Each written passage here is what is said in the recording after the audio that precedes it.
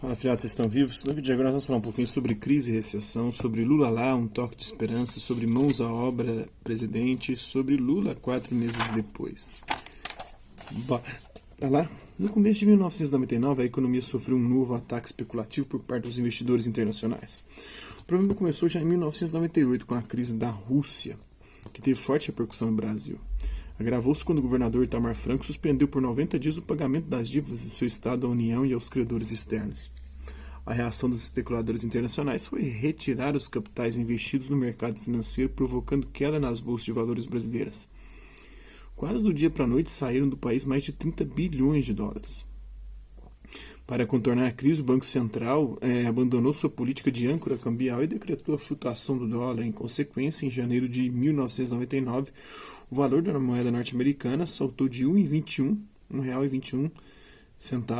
para R$ 2,15. As consequências da desvalorização do real foram muito graves para a economia brasileira, prejudicando empresas que tinham dívidas em dólar. Para tentar atrair novos investimentos externos, o governo manteve a taxa de juros alta. Isso dificultava o acesso ao crédito entre as empresas produtivas.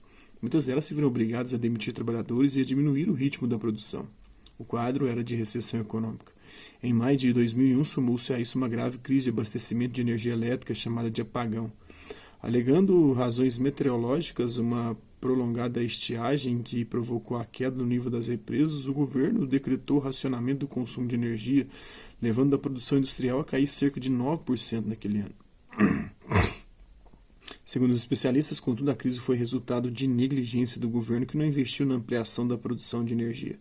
Além disso, as privatizações no setor ocorreram sem que o poder público exigisse dos novos proprietários investimentos imediatos na expansão da capacidade geradora das usinas hidrelétricas.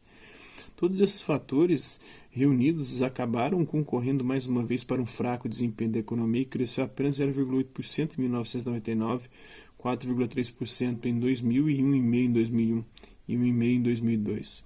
Em contrapartida, o desemprego continuou alto, atingindo em 2002 7,6% da população economicamente ativa, a pé, do país. Em outubro de 2002, o eleitorado brasileiro foi chamado a renovar a Câmara dos Deputados, uma parte do Senado, as Assembleias Legislativas, os governos estaduais e a Presidência da República. No âmbito do Legislativo, o grande vitorioso foi o PT, que elegeu a maior bancada na Câmara Federal, um grande número de senadores e cresceu 63% nas Assembleias Legislativas estaduais. Um fenômeno similar que aconteceu com o bolsonarismo agora, com a insatisfação com o PT. E os problemas econômicos gerados pelo PT, igual os problemas econômicos gerados pelo Tucanato e pelo FHC, Há muita similaridade aqui entre as coisas. E algo muito engraçado aqui foi as privatizações, tanto defendida pelos liberais, tão defendida pelos liberais, que fez com que o setor energético brasileiro, que havia sido privatizado, não conseguisse lidar com a questão do apagão da energia, porque não investiu. Pensa só no retorno econômico, fudeu o país e fudeu a economia.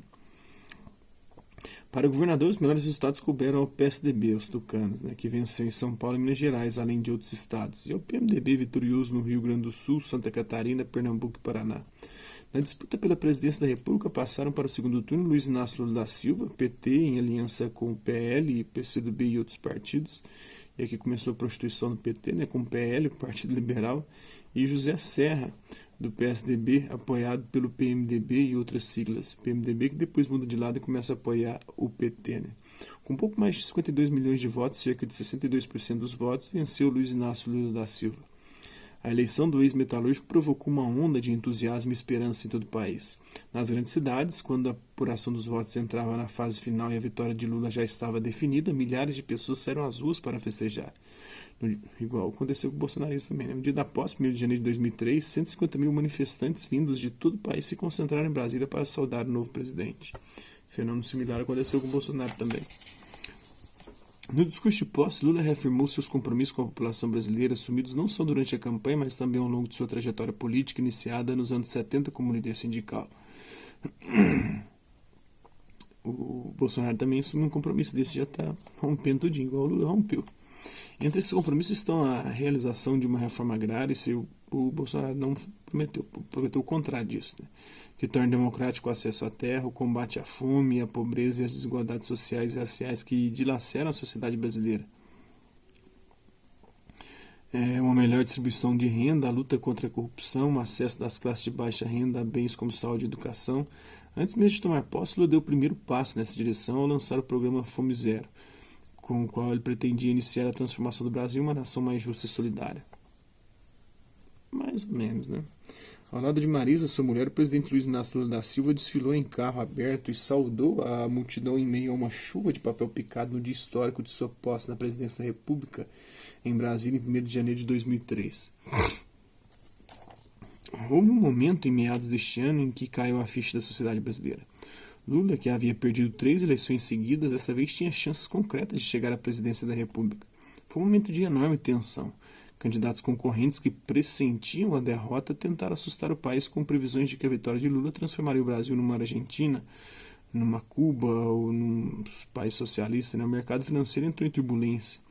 A atitude e os compromissos publicamente assumidos por Lula naquela hora de tensão provavelmente lhe garantiram a eleição.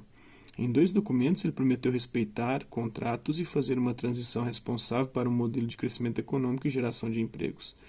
Lula prometeu trabalhar para remover obstáculos que impediam o crescimento da economia sem descuidar do combate à inflação.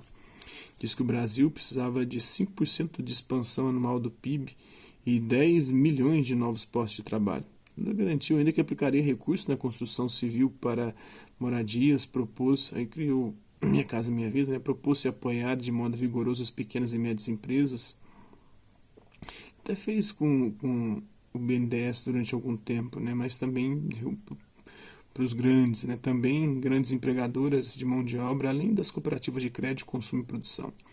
Lula pôs no papel a promessa de promover, por meio de negociação social, 5 reformas básicas, a tributária, o Bolsonaro está com problema com essa aí, a previdenciária, a reforma da Previdência que o Lula fez, uma muito tímida, agora foi feita uma outra no governo Temer e do Bolsonaro também, A agrária, essa não foi feita de forma satisfatória e agora que não vai ser feita mesmo. Trabalhista, já foi feita no governo Temer.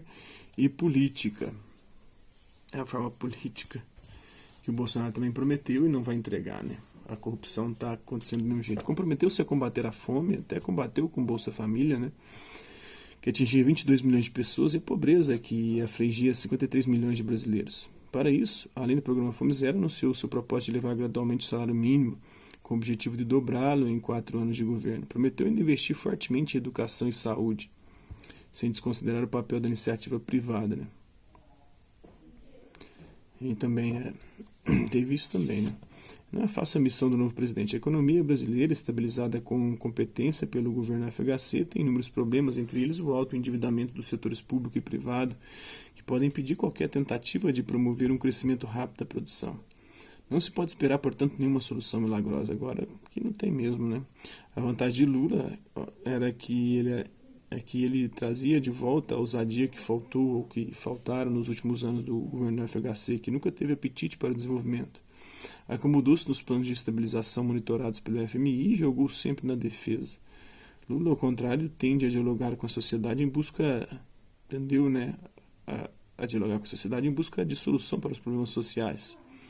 O filósofo chinês Lao Tse dizia há 2.600 anos que uma longa caminhada começa com um único passo.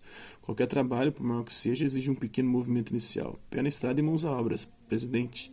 E que Deus o abençoe. Um texto do Benjamin Steinbrück, empresário. Em julho de 2003 já era possível fazer o primeiro balanço do governo Lula. No plano econômico, o ministro da Fazenda, Antônio Palocci, conseguiu reverter as tendências inflacionárias deixadas pelo governo anterior e reduzir para 747 pontos o risco do país, índice calculado por instituições financeiras internacionais que mede a confiança dos investidores externos na economia de um país. Foi o maior ajuste fiscal da história, com superávit primário recorde. Em novembro de 2002, durante as eleições, esse índice havia chegado a mais de 2.000 pontos, indicando o temor dos investidores de que um possível governo Lula desse o calote na dívida externa. Não foi o que ocorreu. Lula não só honrou os compromissos contraídos pelo governo anterior, como reconquistou a confiança dos investidores. No plano externo, Lula afirmou-se como uma liderança em ascensão entre os países latino-americanos. A partir do governo brasileiro, por exemplo, a proposta de criação do Grupo de Amigos da Venezuela, a comissão de representantes de vários países para ajudar na solução política da crise venezuelana, que vivia um problema aí, né, com a direita lá conservadora, ditatorial, e o Hugo Chávez, que estava em ascensão, né, de esquerda com a Revolução Bolivariana. Além disso, o Brasil se associou à Índia e à África do Sul para criar o G3, uma espécie de contrapeso ao G7, um dos países mais ricos. Depois virou o BRICS, né, destinado a aumentar o poder de barganha dos países em desenvolvimento nos fóruns internacionais. No âmbito da política interna, em abril de 2003, Lula e sua equipe encaminharam ao Congresso Nacional, com o apoio dos 27 governadores, os projetos de reforma tributária e de reforma da Previdência. Essas iniciativas, somadas ao programa Fome Zero e à projeção internacional de Lula, deram ao presidente o maior índice de aprovação já obtido por um governo brasileiro nos 4 primeiros meses de mandato. Em julho de 2003, pesquisa realizada pelo Instituto Censo indicava que a aprovação de Lula pela população havia subido de 54% em abril para 69% em maio. Apesar disso, crescia a pressão entre o empresariado para que o Banco Central baixasse a taxa de juros de 26,5% para que a economia pudesse voltar a crescer. As empresas dependem de empréstimos bancários para cumprir seus compromissos. De fato, devido a essa alta taxa, os empresários diminuíram seus investimentos e o desemprego subiu para 12,4%.